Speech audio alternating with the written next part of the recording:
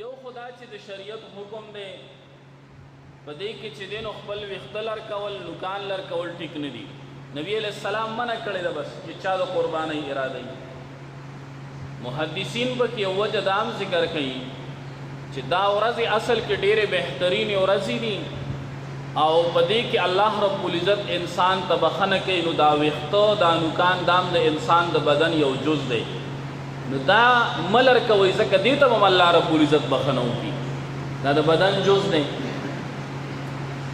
بل دا حکم چې دی نو دا یو استحبابي حکم دی، یعنی مسنون حکم دی.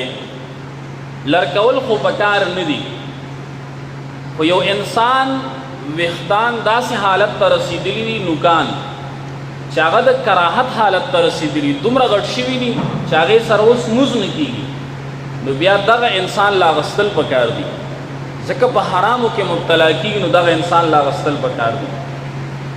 بل یو اغوستل خو نه دي پکار، مثال په طور عام حالات دي، کراهت حالت ته نه دي رسېدلي، نو بیا هم چې دی نو اغوستل د انسان له مسنون طریقه دا ده چې دا ویښته به نه اخلي. نبي علیه السلام منع کړې ده.